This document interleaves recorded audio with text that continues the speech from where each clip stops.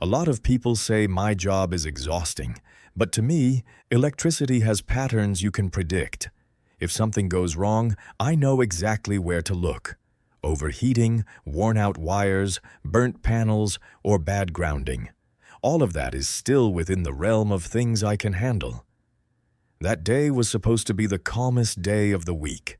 The old apartment building in Evergreen Block, where I'd been assigned, had just finished a renovation of their main panel.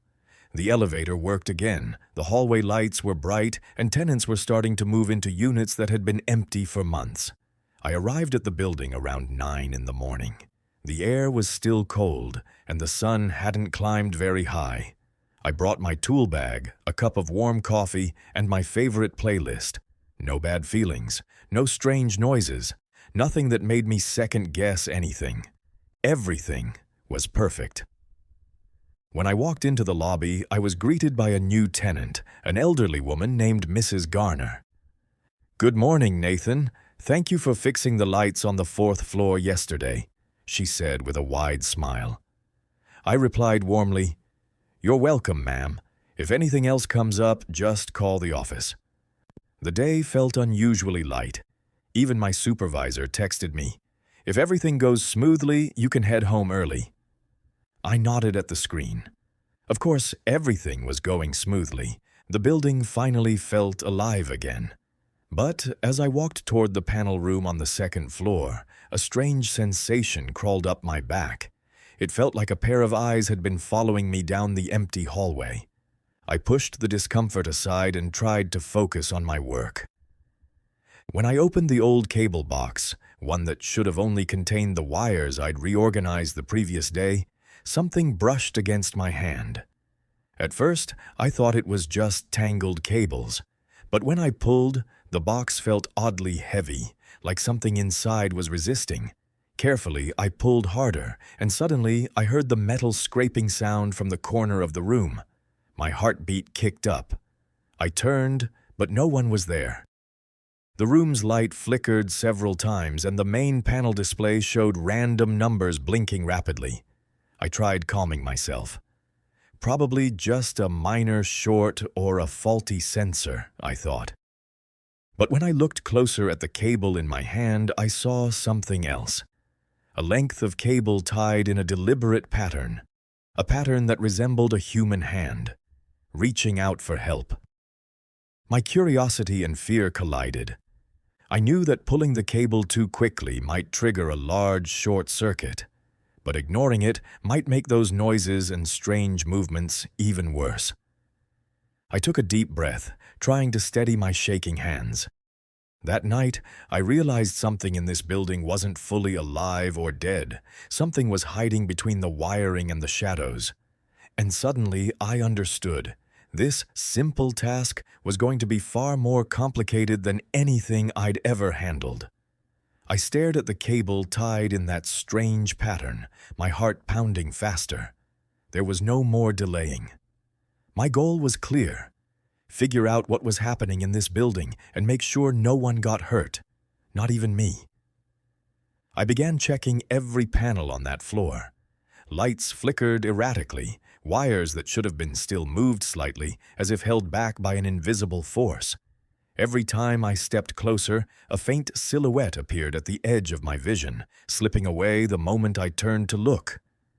As I descended the stairs to the main cable room in the basement, the noises sharpened, metal scraping and whispers so faint they were almost imaginary. I tried turning on my flashlight, but its beam only revealed shifting shadows that seemed to welcome me. I faced a dilemma. The tied cable seemed to be the key to something bigger. But every time I tried pulling it, the pattern tightened, resisting. There was pressure, real pressure, as if the cable was alive and refusing to be released. Time passed and fear slowly shifted into determination. I marked every odd panel and wire, drew diagrams, took notes, but the deeper I went, the more tied cables I found, like trails left behind by someone who wanted me to follow them. My curiosity started overshadowing my fear, but each step came with a price. Flickering lights, loud beeps from the panels, shadows creeping closer. One thing became clear. I had to solve this on my own, or the building would keep its secrets forever.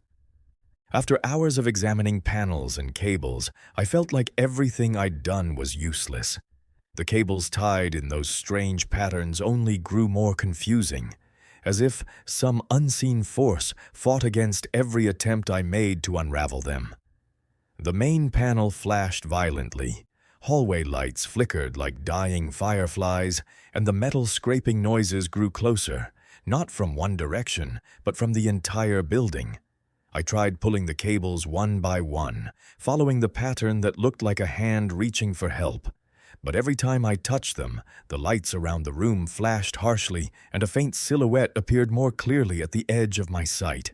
It felt like the whole building was alive, and it didn't want me here.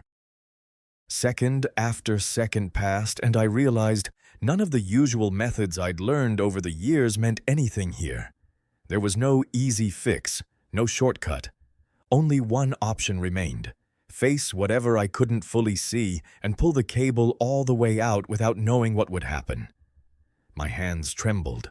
My breathing grew fast, but my resolve outweighed my fear. I knew this was the moment. If I stepped back, the building's secret would stay buried, and the whispers might haunt anyone who entered.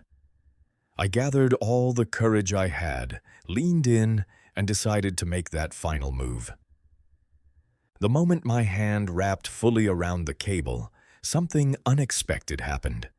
The other cables around the panel began to move on their own, as if energy surged through them to form a shape. A human-like silhouette staring at me with hollow eyes that seemed to pierce straight through me.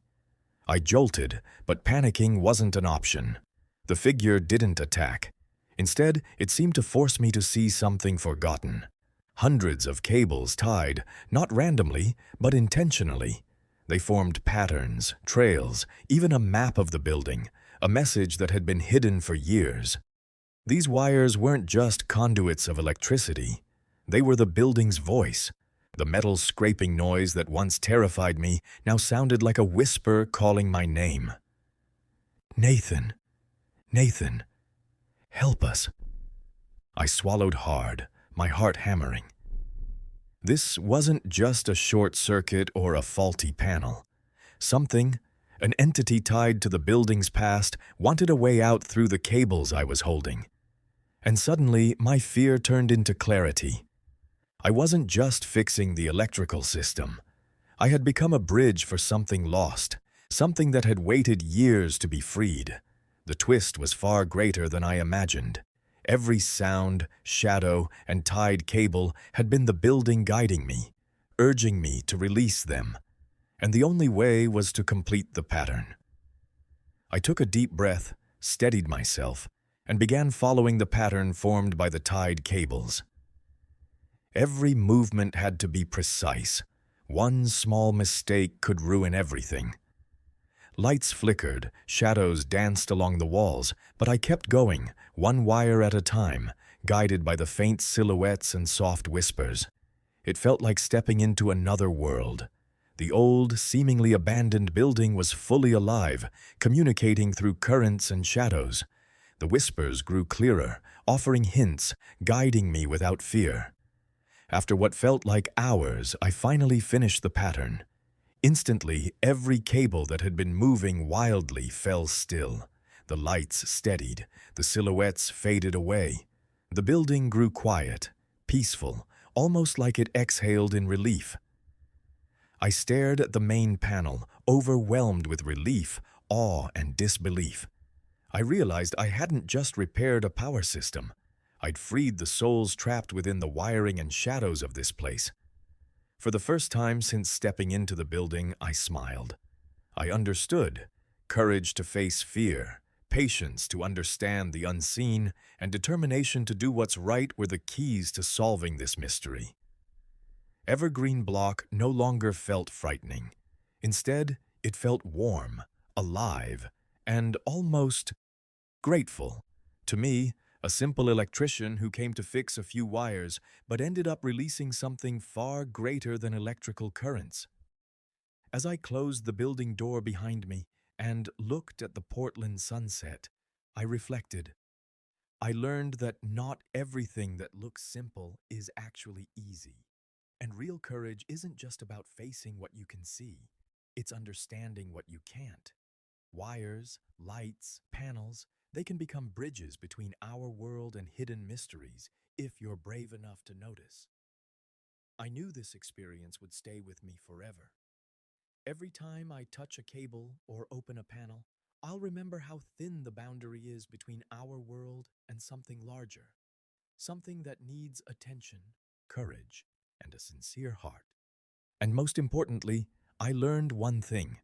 Fear is allowed, but curiosity and the resolve to do what's right can turn that fear into light, guiding you out of the shadows, even in the darkest places. I smiled, started my car, and left Evergreen Block. But deep down, I knew the building now carried a story that would live on, and I had become part of that story.